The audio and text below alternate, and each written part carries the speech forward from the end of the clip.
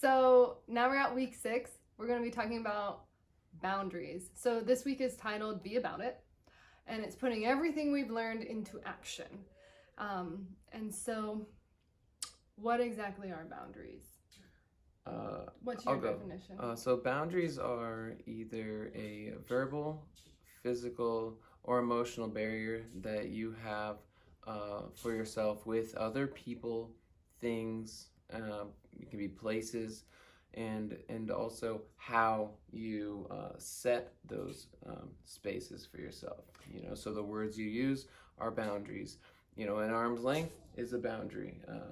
There's all kinds of different boundaries, and most things can be broken up into a boundary issue. Yeah, and so they're like thresholds, right? They're tolerance points that we feel like, is a fine line between healthy and acceptable behavior and unacceptable and unhealthy behavior that feels uncomfortable. And so within boundaries, like Kyle said, there's lots of different types of examples of how boundaries play out and how we use them in our lives. So there are boundaries with ourselves, personal boundaries on how we treat ourselves, how we show up for ourselves, what we do with our schedule, our priorities. Like, these are all boundaries that we keep with ourselves, because if we're not in alignment with our values, we're going to start having this behavioral relapse where we're not really in a place or a energy state where it's successful. Yeah.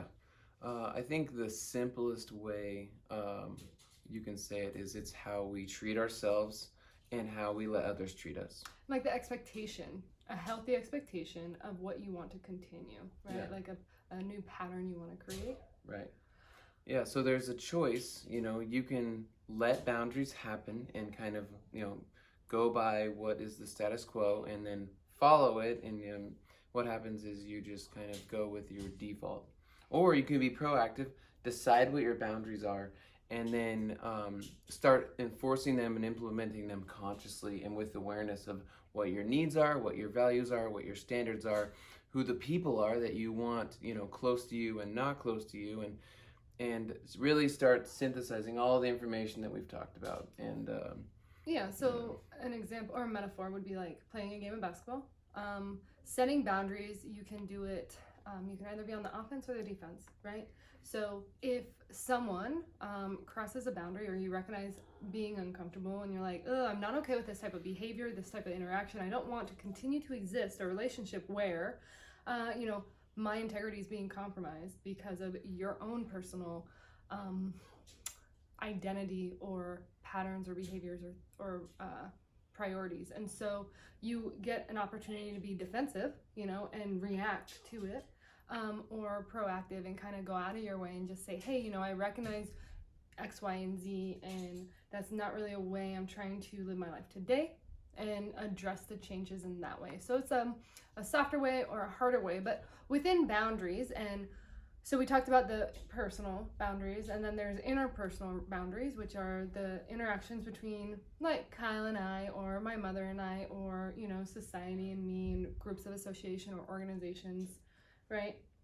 Like how I want to show up and the expectations of the thresholds about what's acceptable and not acceptable behavior. They're also known as rules when we get into like society. But within that, there's soft and hard boundaries. Right. And so hard boundaries are absolutes. They're yes and no's.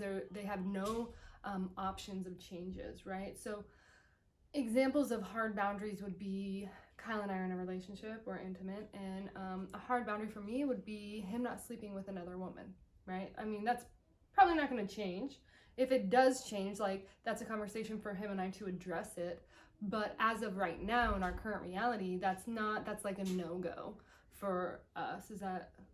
Yeah, I mean, that's generally standard, unless discussed. Yeah, and so I have hard boundaries with my children, right? Hard boundaries usually resemble safety and security, and your physical body. There's a lot of hard boundaries with our physical bodies because it's inappropriate to have a stranger touch us in a certain way, be close to us, present themselves in a situation. It's very difficult to talk about in a very broad sense, so later in this week we'll get more specific in the details and examples. But right now we're just trying to create like a framework for you to start to identify and evaluate with. And Yeah. do you have anything else for hard boundaries? I mean, there's not a lot of options for like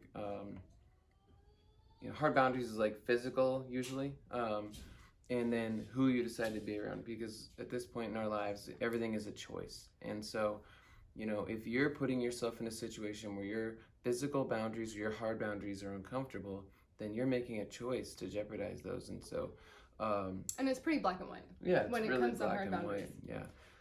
I mean, I'll just give an example. Yeah. A hard boundary is like, I use the example of the United States. The international borders, where you have to check in at customs, is a hard boundary. The state borders, where you can go back and forth, and you don't really know where the state line is sometimes because nobody's making sure you can't go there. Yeah. It's a soft boundary, and so it's your job to bring attention to your boundaries and teach other people what they are, just as much as it is yours to respect other people's. Yeah, and so Kyle brought up soft boundaries, and so soft boundaries, we get into areas where we're dealing with a lot of different variables, and so we're able to be more flexible with what's appropriate and the appropriate scene and the appropriate venue of what's being discussed and talked about. And we had touched base on this on difficult conversations, but some examples would be the tone of voice that I use, right? That's going to change with different people that I'm talking to and the level of the situation, what's going on. If my kid does something that, breaks my rules, then I'm probably going to talk in a more stern voice, as opposed to if Kyle's going through, a more difficult emotional time, I'm going to be very nurturing with him. Yeah, and that reminds me of what I said about setting your physical boundaries using emotion. If something makes me uncomfortable, offends me, whatever, my emotion is going to show how important that boundary is to me. It's going to show you exactly how important it is to me, which is important sometimes, because if I just go, ow, you don't really know how bad that hurt. It could have hurt really bad if I don't really have anything behind it. If I say, it's kind of important for you to talk to me a different way, you're probably going to be like, what is going on here? But if I say, this is really important, and I look you in the eye, there's just a big difference in how we communicate. And it can eliminate a lot of need for important conversations if you're really forthright and forthcoming with your boundaries up front. People will respect you more, and it'll give you more self-esteem in turn. Yeah, and I like what you said about the emotion. And so this is why we covered, identifying who we are, what we want to do, and how we communicate with people, so that when we can clear out all the bullshit and actually look at what our body's sending us messages for, right? We will get feelings evoked that, hey, something's uncomfortable. I'm basically most likely jeopardizing my safety or my integrity. And so the body will send an emotion to us, and we're going to have to deal with it. We're going to be uncomfortable until we address it. And so what that looks like is removing yourself from the situation, or, going through this analyzed process of like, is this a pattern? Where is it coming from? What is it triggering? How am I feeling like my boundaries are being crossed? Because it could be very different in all different situations. And so then taking everything you've learned and having that difficult conversation to actually set a boundary to protect yourself and prevent yourself from ending up attracting the same situations, the same people, and building your self-esteem. Our self-esteem is earned. We regularly earn it with ourselves. And so we have to continuously reaffirm it. Right. Boundaries create whatever feedback loop, the energy you put into it, right? So if you put positive energy into your boundaries, the people that are going to be attracted to you are the people that have similar energy behind their boundaries. And likewise, if you don't have your values aligned and you don't know where your boundaries are, you're going to attract similar people with similar ideals. And that's not always true.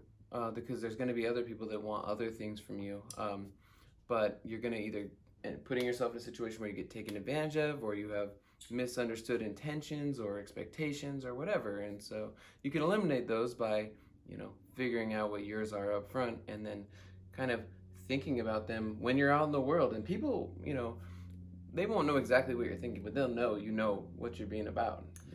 Yeah, Yeah, and it's important.